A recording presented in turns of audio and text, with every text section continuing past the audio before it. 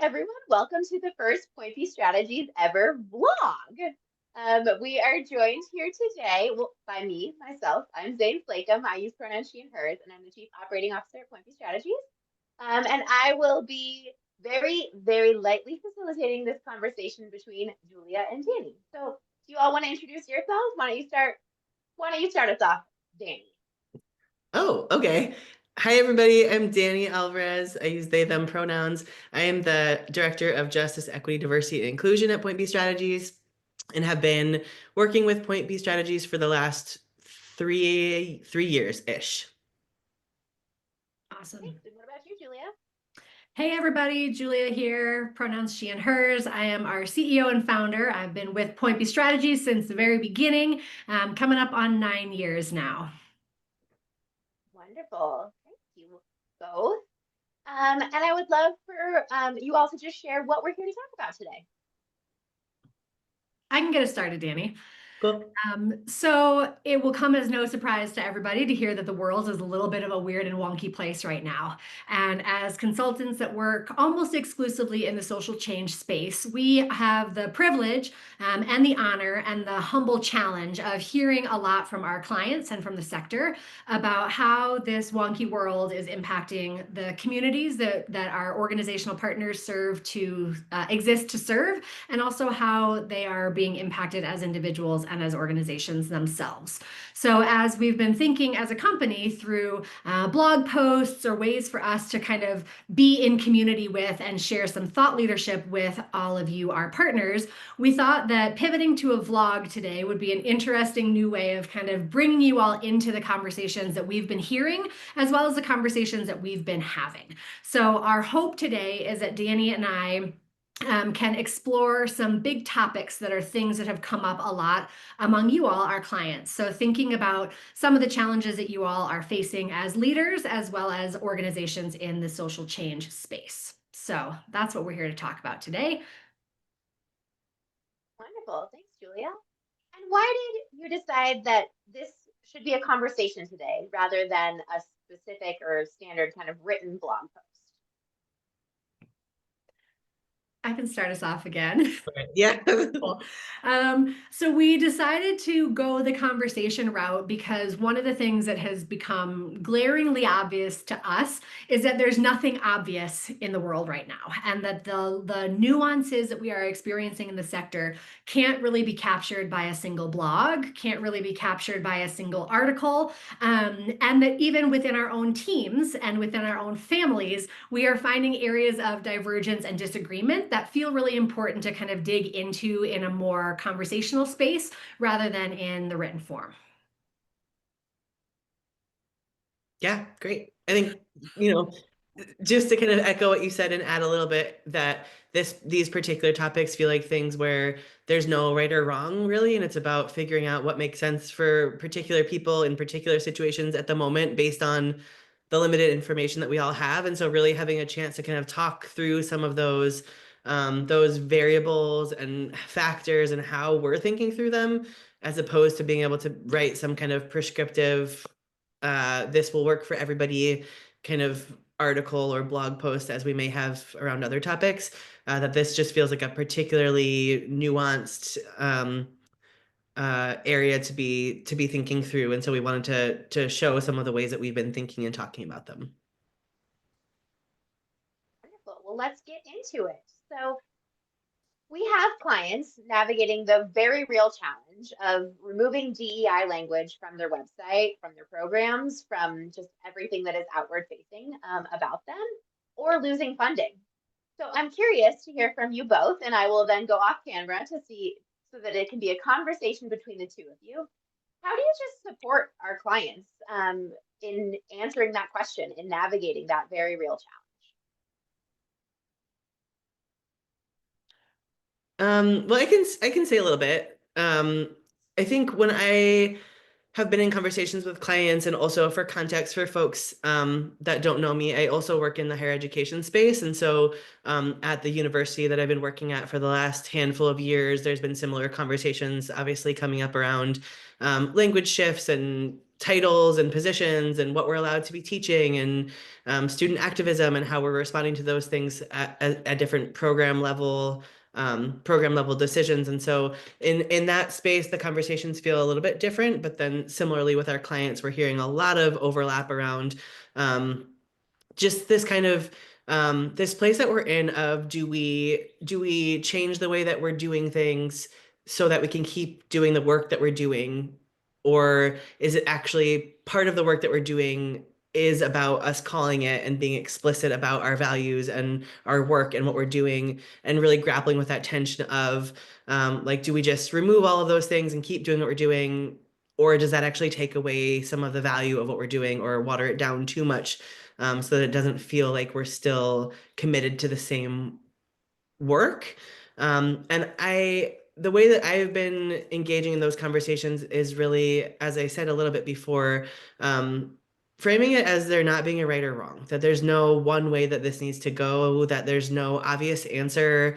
Like you said, Julia, that there's no, like, of course, right now, this is how people should be responding and all organizations should be doing this thing, but that it's really about sitting with the complicated feelings that are coming up and trying to figure out and really doing some of that internal work of looking back and saying, what are our values and what do we feel like, where is there maybe room to not even necessarily compromise, but let go of some of the things for the purpose of being able to still serve and do the work that we're trying to do. Are there places where we can pull back on some of our language without feeling like it's now sacrificing or going so far that we feel like we have lost our sense of who we are? And are there things where we know that there's a hard line, right? Like we won't do this. This is the place where we know we will have lost ourselves, but we can do this. And trying to do a lot of clarifying as a team, as a staff, as a leadership group, as a organization, whatever level that conversation feels like it needs to sit at. But that there's a lot of that kind of deep thinking that needs to be happening right now without there being a prescriptive right way to do it.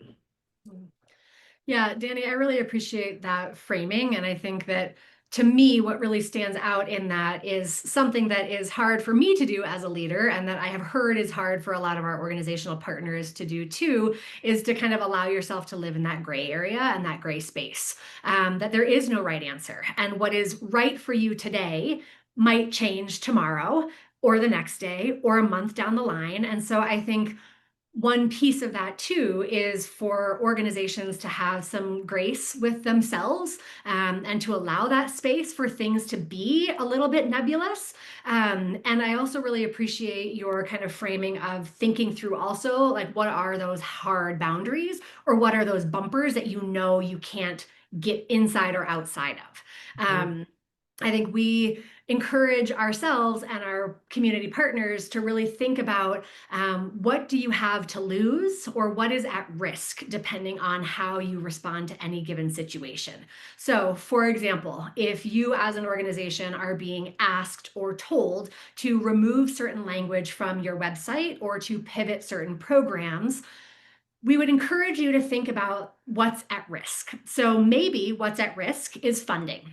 Is that a $1,000 donor that you can live without? Or is that a $1 million grant that's going to fundamentally change the face of your business? So that's kind of one avenue.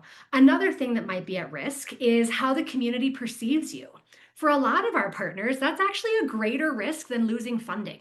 Because if you decide to make that stand and to take language down or to change your programs, what does that say to your community? I think to Danny's point, what does that communicate? And what do you stand to lose by doing that?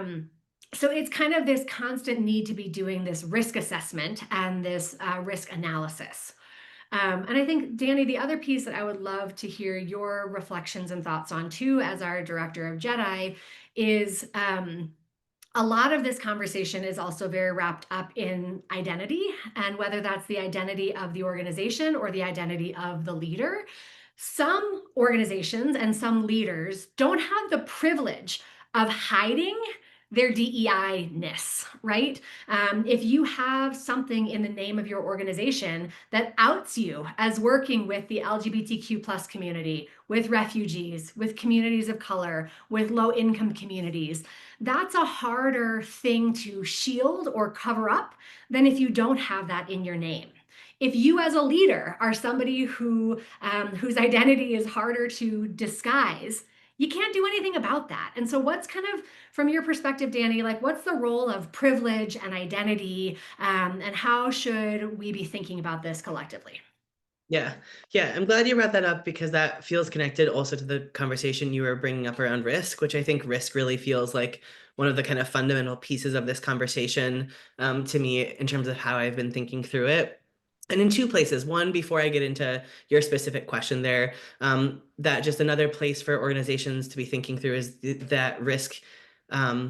Risk looks different for people at different levels of the organization, right? So a director or a leader of an organization making the decision that this is a risk that we're allowed or I feel okay about taking if it's putting the jobs of everybody else in the organization at risk, and this person might not need the money as much as these people, right? Then what you're doing is you're making a call about what risk you're willing to take without necessarily consulting the folks who are going to be most significantly impacted in a negative way if all of a sudden the doors do close, right? And you're okay, maybe you're close to retirement, maybe you've got enough money for a little while, your partner's working, whatever those things could be.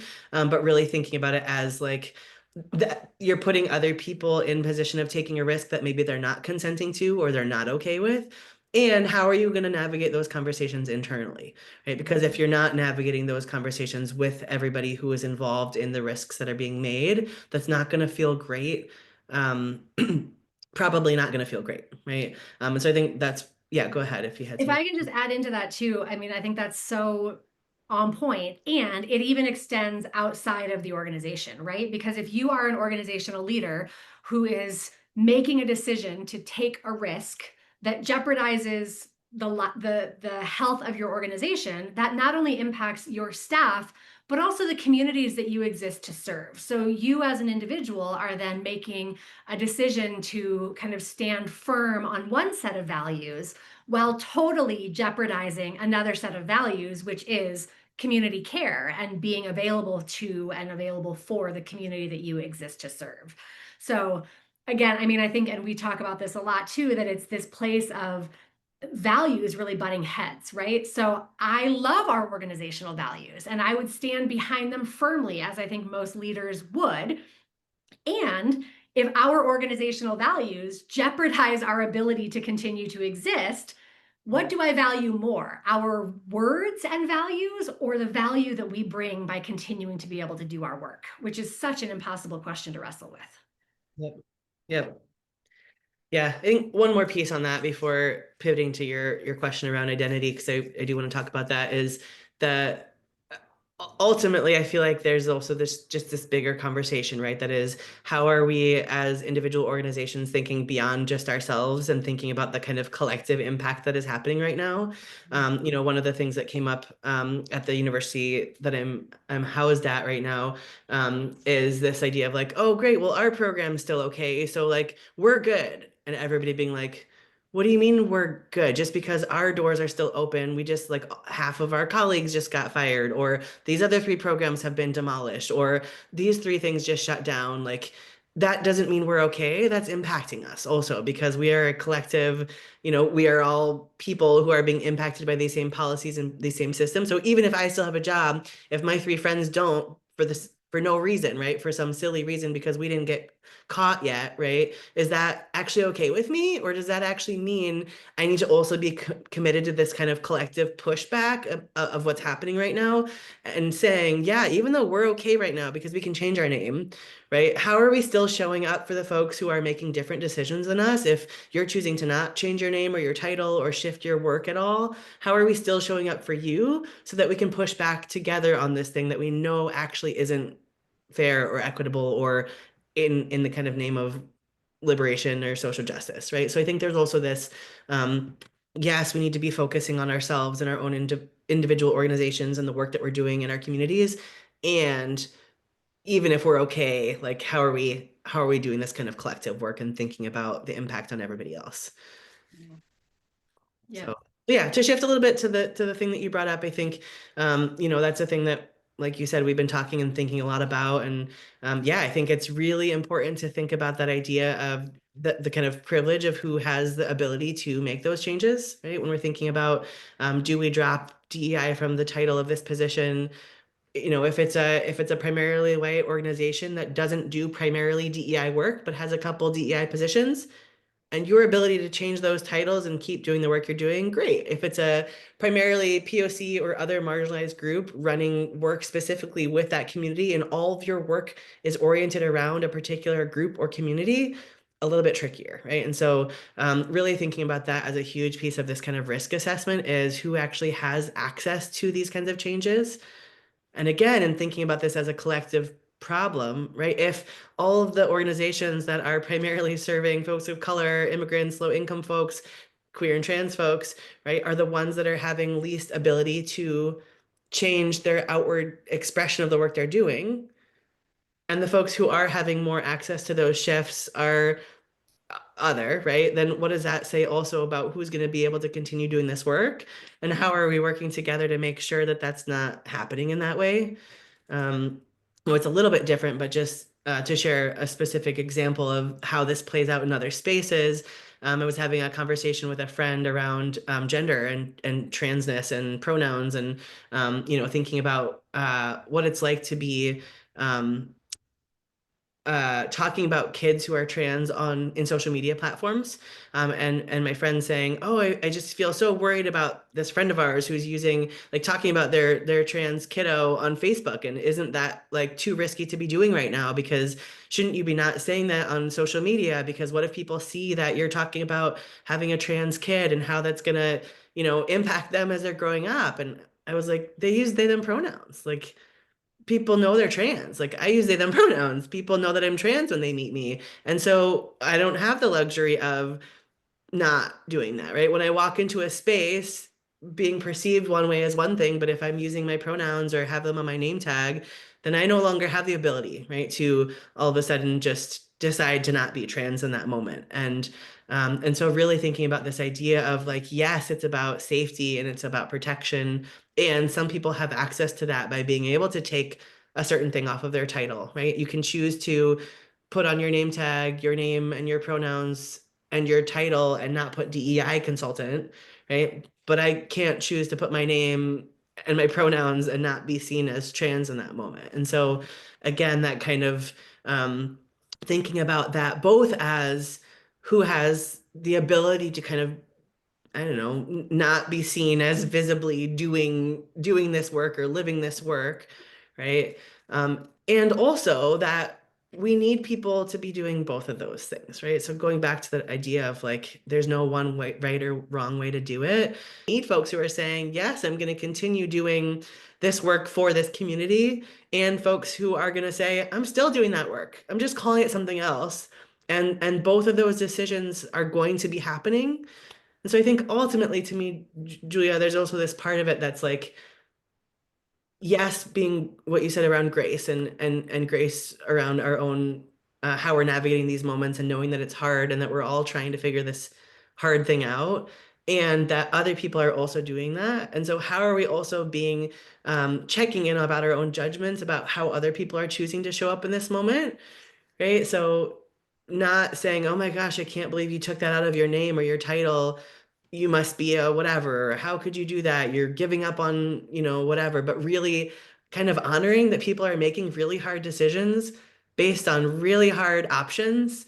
And how do we kind of trust that they're doing what they need to do in that moment, and withhold our own judgments on that, and still be able to check in about the decisions that we're making, and hoping that we're also not being judged for those decisions. That's a beautiful summary, Danny. Thank you both for that. And to build off what you were just sharing, Danny, how are you both offering advice to leaders as they are trying to make really tough decisions in these really tough times? Yeah. I mean, I think some of it is what Danny just shared. And I think what I would add is maybe kind of also a summary of that first discussion that we had, which is trust yourself and don't make these decisions alone. I think everything that we talked about in that first question or that first conversation really circles back to all of the decisions that leaders are making right now are going to have an impact. Whether your decision is to do something or to not do something, both of those are decisions, and they both have responses, and they both have kind of outcomes and potential fallout. And so making sure, one, that we as leaders acknowledge that both decision and no decision are a decision. All of those options are decisions. And two, please know that you don't have to make these decisions alone and that you shouldn't be making these decisions alone. And whether it's through the context of doing a more community-based risk assessment and really bringing other folks to the table to make sure that it really is a nothing about us without us conversation, or whether that means finding other leaders outside of your organization who can serve as thought leaders and thought partners with you, calling trusted advisors. You don't need to be making these decisions in a vacuum or in a silo. I think one thing that has felt really interesting and unique to me about this time that we are in right now is that everybody really is being impacted. I don't know a single, well, maybe there's one demographic identity that's not being dramatically impacted by particularly the decisions of the current political administration, but beyond essentially the very wealthiest billionaires in this country and in this world, everyone is being impacted, which is kind of a strange way to be in existence, because I think in some ways it offers an opportunity to create some humility around these challenges, because nobody is going to come out of this unimpacted. And so the more that we as leaders and as members of communities can be honest about our challenges, can ask for help, can be willing to say, hey, I'm wrestling with this and I could really use some support, the better, because we really are all going through something right now. As we talked about, we're all going through very different things, but everybody and every organization is being impacted right now. And so I think that's kind of maybe my biggest piece of advice, is to remember that you are not alone in this, and what you are up against might feel really different than what other people are up against, but we're all up against something right now. And so if we have the willingness and the authenticity and the vulnerability to say to each other, here's what I'm up against. What are you up against? How can we be there with each other, for each other, to help get through this together? That would be kind of my advice. Mm-hmm. Yeah. And I think I agree with you, Julia. I know I agree with you. You're very smart. And I think the things that I would add are, in addition to, I don't know how to, I guess just like having the right people in your corner, I guess. And if you don't feel like you have those people, trying to find them, because what you're saying, I think, is really important, that people are talking to each other right now, that people are in community where they're asking how other people are navigating that they're having space where they're able to kind of process through these hard decisions and sitting with I really want to do this thing. This feels like the right thing for me. And these people don't, or this person's giving me a hard time, or I don't know how that's going to impact my staff, or having space to be navigating this in community with people going through similar things, and that it feels like it's people who you can trust, have your deeply see you and the work you're trying to do. Because I also feel like this is a time when there's a lot of people giving a lot of advice, coming from their own places, right? And so people being like, I know what to do right now. This is what you do. And not necessarily understanding the nuanced things that people are really grappling with, but feeling like they have some advice to share, right? And so really trying to figure out, how do I make sure that the people that are in my corner, that I'm having these really, really vulnerable, really scary, really important conversations with, that they really see me and understand what I'm juggling, And again, if you don't feel like you have those people, that's where I think that like gut check, that trusting yourself is really important of like, I really hear what you're saying, and I know you're coming from a good place, and I love that you're giving me advice, and that probably would work really well for somebody. And like, if it's just not sitting right, trusting that there's a reason why it's not sitting right, and then figuring out who else do I need to be pulling into this conversation right now so that I have those other perspectives coming in, right? That if you're hearing from 6 people, of course you change your name, of course you change your name. That's what you do, right? And if you're still sitting with this, like, I don't know, like that doesn't sit right with me. Like, this is the core of my work, or I feel like I'm like giving up what we've been fighting for 50 years, or how many people have been doing this work so that we can call ourselves what we call ourselves. Like, if you're still sitting with that, there's a reason why it's not sitting well. And who else can you pull in that can help you sit with that, that discomfort, that tension that you're feeling, and trying to find people if you don't have them, right? So I think there's something there that feels really important right now. And I've been in those spaces. You and I have been in those spaces, right? Where we're sitting and we're like, oh, this is so interesting.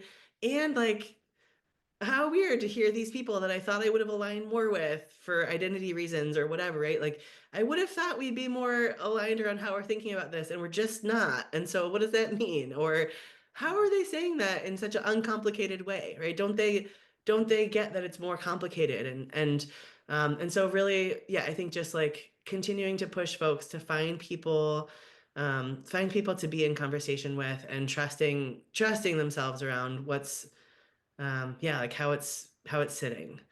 Yeah.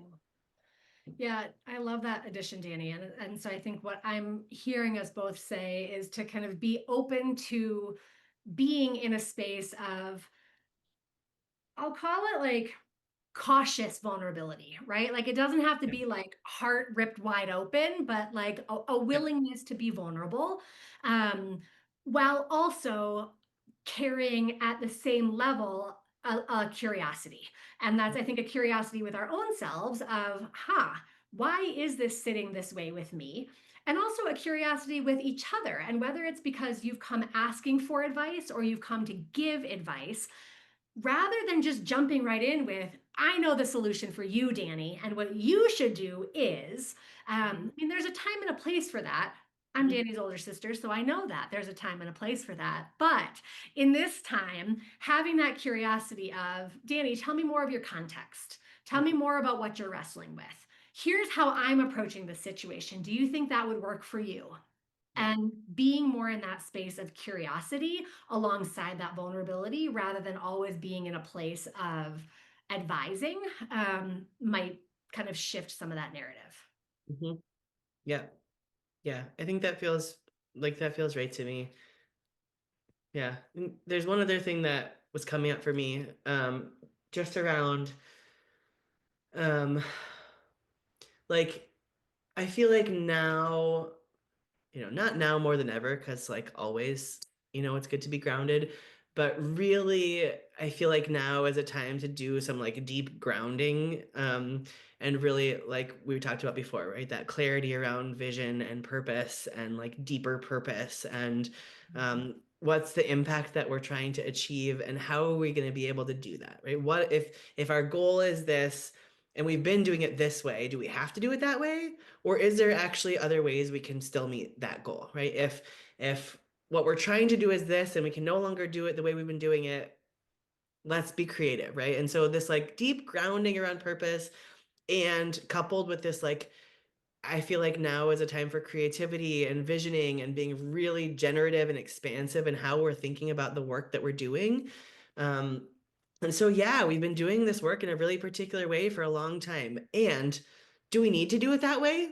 Right? What are the other ways we could be doing this? Let's be creative. Let's be thoughtful. Let's imagine alternative ways to do this. And, I was talking with a group of our colleagues the other day just around what we feel like the sector could be leaning more into right now. And we were talking about this like deep visioning, right? Like, this sector was built because there was a gap, right? That like our social system created an immense gap in meeting the needs of the the majority of the people in this country. And that's how the sector was built. And so we were built also as a response to something that wasn't great. So this isn't maybe the best way to go about this work in the first place. So let's think of this as a really awesome opportunity to also reimagine, what could this work look like? What does it look like to be doing more collaboration or being more creative in the ways that we're approaching our same goals, our same visions, our same, purpose work? But are there other routes that we could be taking to avoid some of the barriers and blocks that are feeling like we're getting stuck, right? And so not just thinking, oh man, now I'm going to have a $3,000 gap in money from one funder that I lost. So how do I make $3,000 to just literally plop into that place? But instead, could we do something different? Do we need that $3,000? Do we need more than that? What if we just did this thing differently? What are other creative ways that we could imagine our work that might still be doing what we want to be doing, what we need to be doing right now, but in different and more, I don't know, more creative, more interesting, more radical ways. Yeah, I love that you brought that up, Danny. I mean, it's a time for radical reimagination. And that's hard to do when you're also up against budget deficits and staffing challenges and burnout and like levels of community need that are through the roof. And so I think maybe that's another piece of or words of wisdom to leaders too, is we know that it's harder than we're making it sound. And it's an opportunity, and it's an opportunity for all of us to come together and do some of that radical reimagining and to think differently about how we support ourselves and our organizations and our communities. And I think another thing too, that when you were talking, it spurred a reminder for me to say that I would also encourage all of us to remember or to think about, this is not a blip in the radar. I mean, this is our reality now for right now, and maybe for a long time. And so I would also really encourage folks to not be only looking for band-aids and not be only looking for short-term fixes. Because to Danny's point, if we spend all of our time trying to find $3,000 bricks to fill those $3,000 holes in the wall, all we're going to be doing is filling those little holes. When what we need to be thinking about is, why is this wall here in the first place? What's on the other side of that wall, and how do we get there? And again, it's easier said than done, and it's going to take all of us being willing to come together to say, this is impossible. How do we do this together? How do we think differently together? And how do we really leverage each other's superpowers to get through this? Because it's not going away quickly. And so we need to have that long range vision, and we need to have that radical reimagination. Yeah. Also, just on that note, Julia, I think everybody has a different role in revolution, right? And that's because we all can't do the same thing, and we shouldn't be doing the same thing. And so also, just like you said, I think it's important to think about not every organization needs to go through a deep visioning process to imagine a radical new way to do this work, right? Some organizations need to keep their doors open and keep their staff being paid, right? And keep serving their communities that are, like you said, right? Like, I have no capacity to think creatively right now. I literally need that $3,000 so that I can pay my whoever, right? So some people are going to stay there for the next who knows how long. And that needs to be okay. And what that means is that some people who are not in that position and have the capacity and the space and privilege and access to that creative visioning space can do that work for other people, right? That if 5 organizations are able to engage in a beautiful visioning, generative visioning session with each other and come up with some really awesome, interesting, creative ways to do this and share that with other people, that's okay, right? Not every single organization needs to do that work, and not everybody can. And so really, again, trying to lean into this idea that there are different roles for different people. And at this point, that's going back to that grounding, right? If you're one of those people or those leaders or those organizations that has space and capacity to be engaging in that? How do you step into that and think of that as this is our contribution to this moment right now, is that we do have the ability to say, we're actually closing our doors for a month and we're going to focus on this internal deep visioning grounding work because we know that's going to impact and benefit the entire sector, right? And we have the privilege to be able to still pay our staff and take a week off of work and do this really deep work that will benefit everybody, right? If you're in that position, leaning into that, recognizing that, and being able to think about that. And if you're not, right, being okay with that, giving yourself some grace and trusting that you're doing the work you need to do right now, right? And again, just going back to the idea of we are all making decisions in an unideal situation, and those decisions will change and shift, and you'll make a different decision in a month and a different decision in a year. And all of those decisions need to happen so that you can get to the next one. And so just being really patient and really trying to, again, like root back to that, like what is the unique thing that we can be doing right now to be contributing to this kind of collective effort to figure this out. Yep. Yeah. Yeah. And maybe also just a friendly reminder to all of us that continuing to show up to do community-based work or to do social change work is an act of resistance right now. And so just the fact of showing up to work every day is an act of resistance. And if that is, quote, all that you do, you're still doing something. You're still contributing to this movement. You are contributing to our need for change, and you are contributing to the health of our communities. So again, we'll just keep circling back to resistance and revolution are going to look and feel different for all of us at any given moment on any given day. And just remembering that continuing to show up to do the work is an act of resistance, and that we're grateful to be your partners in this work. Yep. Thank you both for that conversation. You were right. It's filled with so much nuance and there's so much to unpack. So I appreciate both of you for sharing your thoughts and your advice. And I'm curious, since showing up is an act of resistance and showing up is hard, are there ways that the two of you are taking time to rest, recharge, and find joy while navigating all of this so that you can actually show up and show up to do the work? Zane, you promised us we were skipping this hard question.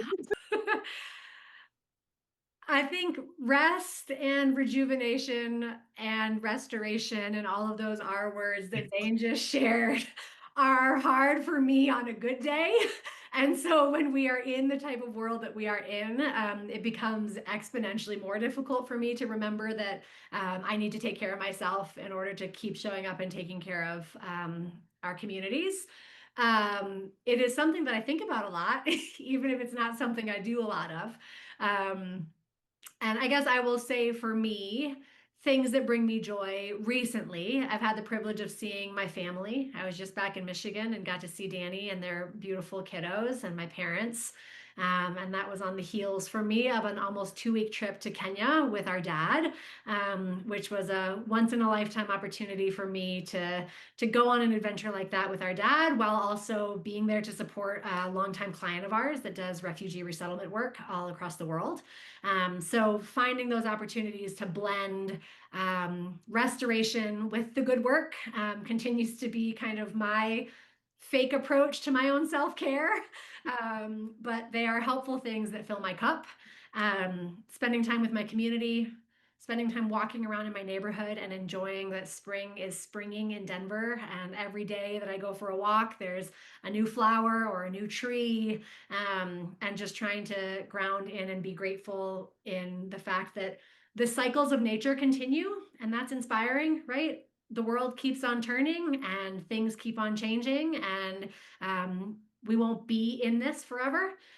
So that, I guess, is bringing me some hope and bringing me some inspiration. I will also say, as cheesy as it sounds, the team at Point B Strategies gives me a lot of hope and gives me a lot of inspiration to keep showing up and doing this work. We had a really challenging staff meeting yesterday where we talked through kind of the state of the world and the state of all things. And I continue to be amazed by how we find silver linings with and for each other, and how we keep finding creative ways to show up for ourselves and each other, as well as the communities that we are here to serve. This team constantly reminds me to reground in our purpose and to reground in those most marginalized voices that we exist to really uplift. So those are some of the things that I'm focusing on right now.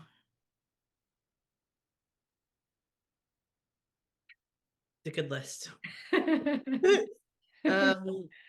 Yeah, I also ask this question to people and hate when people ask me. But I think generally rest is also challenging for me. And I think joy is easier. Mostly because I take a lot of pictures of my kids and looking back at them is a pretty easy way to feel joyful. So it's like, I can open my phone and look at pictures and be like, oh my gosh, that was so cute. Oh, I forgot we did that. Oh my gosh, that was really fun. Wow, look how cute they are. Oh man, that food was good. Like it's a really easy way for me to kind of remind myself that in the grand scheme of things, there's still every day there is something happening in my life that is like cute or sweet or like a moment to remember, I guess. And so for me, that's like a pretty easy thing for me to access is, if I'm feeling stressed, if I'm feeling overwhelmed, if I'm feeling hopeless or, any of those kinds of things that come up when we're navigating the kinds of things that we're navigating, being able to just like look at my phone and flip back through pictures from the last week and be like, oh my gosh, I forgot about that. Like, moment when my 2-year-old was scootering down the driveway and who knew that they could scooter and all of a sudden they're like, whatever, just those kinds of things. That's a really easy thing for me to access for joy. And yeah, I think like, trying to be thoughtful about breathing and drinking water and making sure I'm eating things that feel good and just like continuing to take care of my body in those ways that I know are important and impact my ability to do this work for the long run and long haul, and for me to be healthy and feel like I can keep showing up to work is, I'm very physically affected by things, and so having headaches and chronic pain and those kinds of things that I know I can make better if I'm doing the things that I need to do. So yeah, I think like trying to remember to just do those things, and the more mindful I can be about those things, the more I feel, yeah, like able to actually show up and think about hard stuff.